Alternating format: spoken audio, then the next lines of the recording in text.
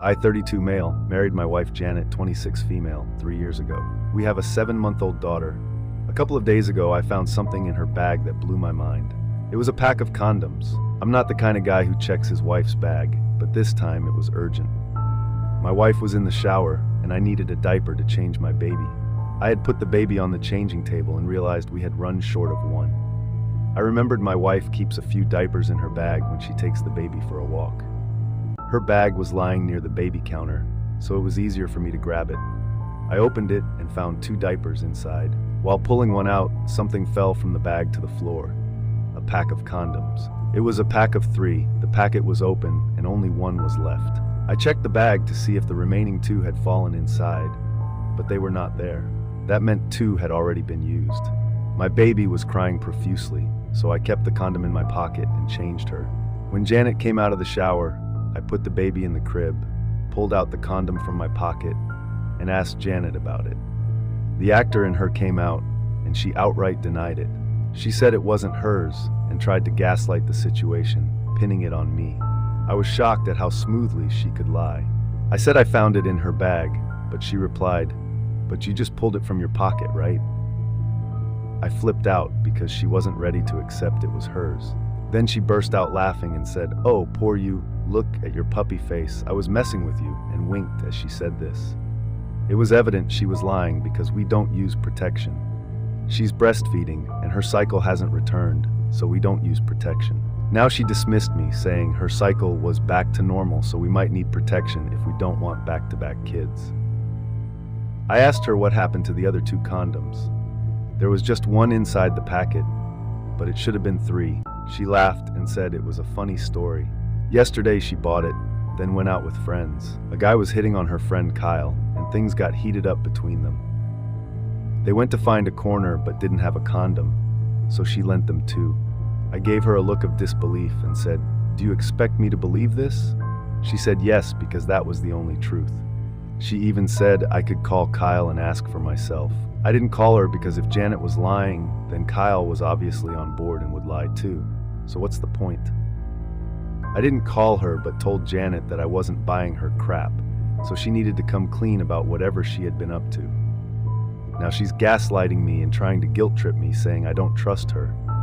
She's weeping, saying I don't understand her, and that she just delivered a baby and is going through postpartum depression.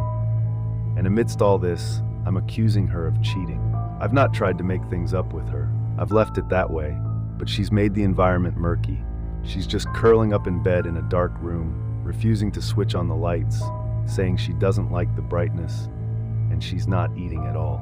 I'm not sure how she is when I'm not home, but this is what she's been doing since the confrontation. I'm the one who usually apologizes right after our fights because, hardly any woman breaks the ice and says sorry first. However, this time I just don't feel like apologizing at all. I don't think I did anything wrong by asking her up front about the condoms. Do you guys think I could have done anything differently? If you enjoyed this video, consider liking my video. Seriously, if she's using postpartum depression as a get-out-of-jail-free card for handing out condoms like Halloween candy, maybe it's time for a different kind of delivery, a reality check. Though I have to admit, her excuse game is stronger than her commitment to honesty. As for what you could have done differently, well, you could have packed your own emergency condom in the diaper bag. Who knows? Maybe next time, she'll pull out a clown nose and claim it's for stress relief. Update 1, if you said it was Kyle, it should be her. She smiled at me. I asked her if Kyle does this often. She said yes, and started listing down some incidents where Kyle made moves on men at the bar. I didn't know how true it was, or if she was just making it up to cover for herself. After listening to her supposedly funny incidents about Kyle, I dropped the bombshell. I said, "Well, that's funny. By the way, isn't Kyle married, and doesn't she have a toddler? Are you guys supporting her in her cheating? Does her husband know about all this?" She froze like an iceberg and then started ranting. No, that's not what I meant. It's just healthy flirting and nothing else." I intervened. "But you just shared so many stories of her picking up men from the bar, and why would she need a condom for healthy flirting?" She said, "Oh, did I say Kyle? My bad, stupid pregnancy brain. I meant Kay, my single friend. She's the one who's goofing around. Kyle is the sober one. She doesn't do all that stuff. I was in awe of how swiftly this woman could make up stories. I laughed and said, "I caught you. You don't have to save Kyle's butt. Are you worried that I would tell Kyle's husband the truth?" Don't miss out on the journey to 1,000 subscribers. Hit that subscribe button now and be part of something big before everyone else. Thank you for engaging with my post. You guys are right in saying she flashed the red flag right across my face. Yes, she did, and I didn't let it slide. Some of you asked for more information about Janet to comment on the situation. Well, Janet and I have known each other for over 6 years. We met at a friend's party. She was the most gorgeous woman there. We spent the evening together, talking, dancing, and having fun. But I forgot to ask for her number. I'm not a party person, but it was my friend's promotion party, and he insisted I attend. I asked my friend about Janet, and he said he didn't know her either. She was his colleague's friend.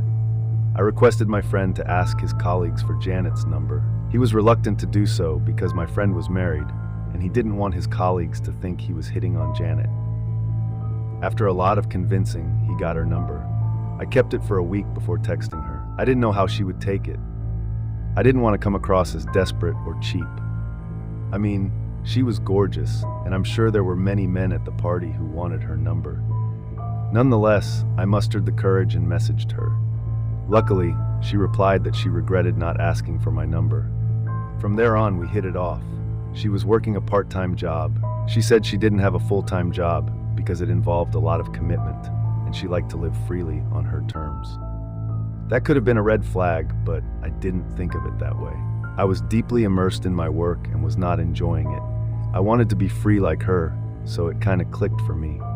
After dating for 2 years, I proposed to her, and we got married in a close ceremony with friends and family. Janet didn't want to spend money on a grand wedding. She wanted to use that money for a vacation instead.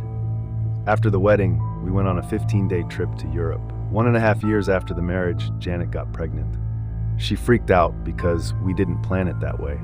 We wanted to travel the world together and do a bunch of stuff before having a baby. She wanted to get rid of it. I was not happy with her decision. I love kids and wanted one, but since she had different plans, I never forced her into pregnancy. But when she got pregnant unexpectedly, I tried to convince her to keep the baby. She was in 2 minds, but ultimately she kept it. Pregnancy is tough and cranky for women anyway, and since I was the one who convinced her to keep it, I had to face the brunt of it. I did everything to keep her happy. Thankfully, her pregnancy was without complications, yet she threw tantrums, and I happily took it because, it was her time. After the baby came, she became worse. I thought it was because of the lack of sleep and tiredness from nursing the baby. She got so depressed, feeling caged, that she couldn't have her former freedom. I took her to therapy, and the doctor said it was postpartum depression, which was natural for all women post-delivery. I tried everything to give her the freedom she needed. I hired a full-time nanny so she could have free time to herself. Our daughter was 2 months old when Janet resumed her life of partying and going out with her friends as she used to before. I never stopped her because the doctor said a happy mom would nurture her baby. 7 months later, here we are. I found a condom in her bag, and she's throwing her best friend under the bus to save her pretty butt. Update 2, thanks for the advice. As most of you suggested, I was about to hire a PI on her, but before that I found a way myself. One Sunday, I just thought of stalking her social media account. I couldn't find anything from a public view, but her picture with her best friend Kyle caught my eye. I stalked Kyle's profile and got to know she was married and had a toddler. The other day, Janet said that Kyle was making out with a guy at a bar and needed the condom. I was like, wait a minute, does her husband know about all this? I went to Janet and said, hey, I'm sorry that I doubted you about the condom thing. I trust you. She said, yes, please don't do that. It would ruin their marriage. They have a baby. Please. She loves her husband dearly. It was just meaningless sex and nothing more. I looked at her with a smile. I knew she was lying to herself, not for Kyle. Everything she told me about Kyle was actually Janet's, but she wouldn't confess so easily. I told her I wasn't feeling good about Kyle cheating on her husband, so I was going to tell her husband everything. Janet screamed at me, why are you acting like a saint? Who are you to do the moral policing here and blah blah blah. I said I wasn't listening to anything. I was going to tell Kyle's husband everything. She mellowed down and started sobbing. I got the vibe that she was about to confess, but I wasn't ready for it yet. I stormed inside my room and locked it. I didn't want her to get away with her infidelity by just confessing. I wanted my revenge. This cheating was not only going to cost her the marriage, but also her friendship. I texted Kyle on Instagram and told her that Janet had told me about her dirty little secret.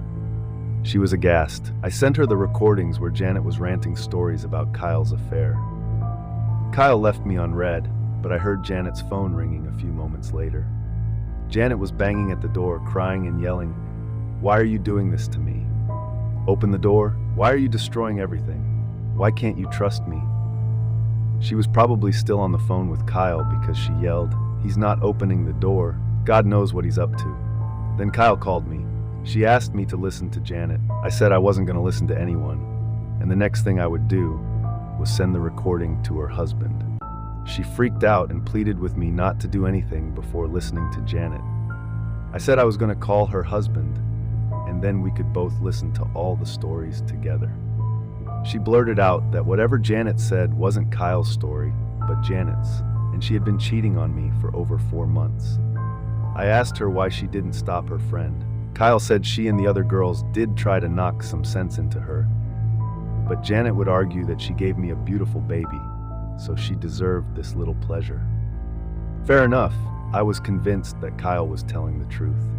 My gut feeling hinted at this truth long before, but I wanted to cut off all support systems for Janet. I asked Kyle to come over, along with her husband. I don't know if I went too far, but I wanted Kyle's husband to know what a piece of crap Janet was, and that he should keep Kyle away from her. Kyle agreed to come, but she requested that I not show the recordings to her husband, because Janet was so good at storytelling that anyone would believe it to be true. She didn't want her husband to doubt her necessarily. I said fine. Kyle was at my house within an hour. I was locked in my room until she arrived. The moment she came, I heard Janet shouting at her, "Why are you here? I told you I'd manage, now go away. I'm gonna deal with this." I came out while Kyle was yelling at Janet for falsely framing her. It was just too much chaos with both of them screaming at each other. Kyle's husband intervened and asked Janet to tell her side of the story. Kyle gave Janet a look as if to say, "Don't you dare lie." Janet sobbed and confessed everything. She admitted that the incidents she had told me were not about Kyle, they were all hers. She had been picking up men from the bar and sleeping with them. Kyle's husband was shocked that Janet was such a witch. She was cheating and then making her friend a scapegoat to get away with it. He yelled at Kyle, "This is the kind of friend you've been hanging out with."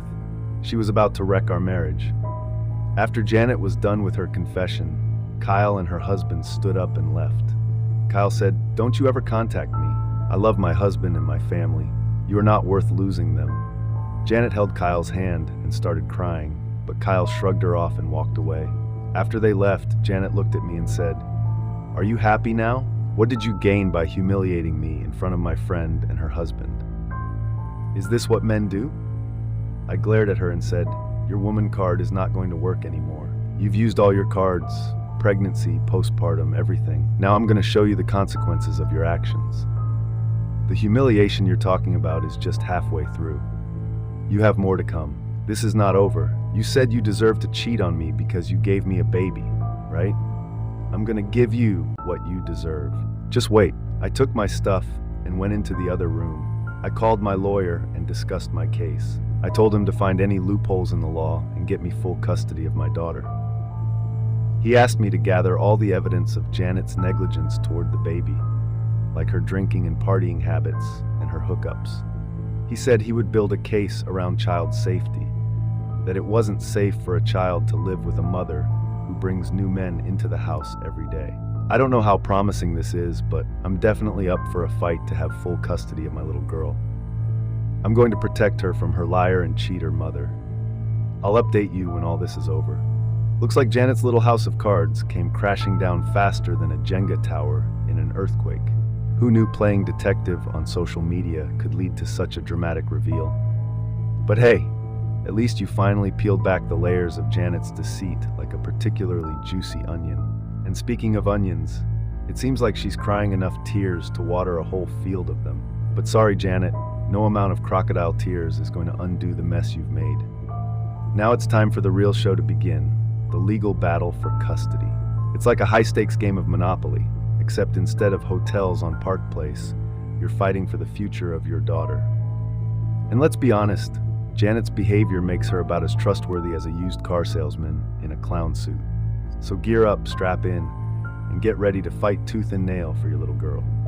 And hey, if Janet wants to play the victim card, she better be prepared for you to bring out the whole deck of evidence against her.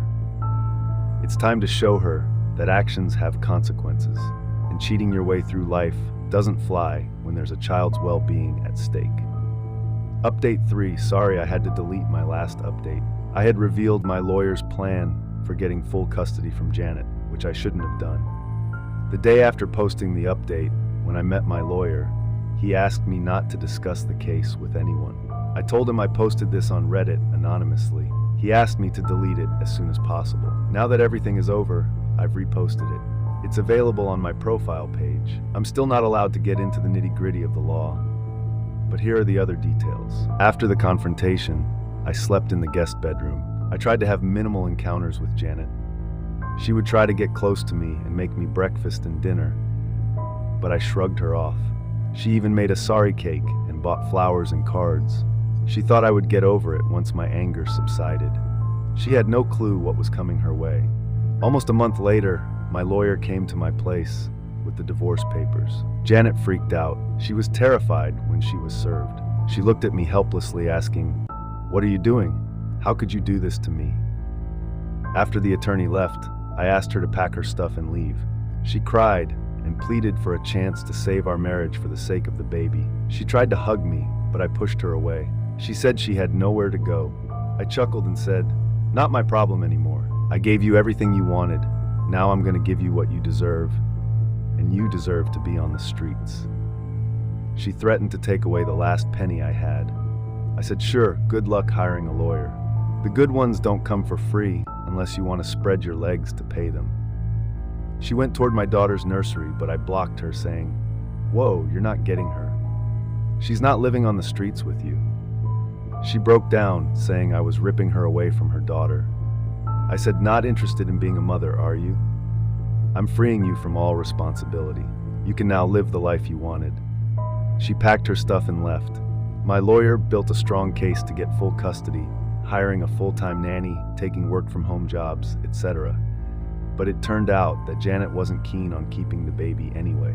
She didn't have a house or a job, so she didn't fight for custody at all. However, she went bonkers trying to claim alimony.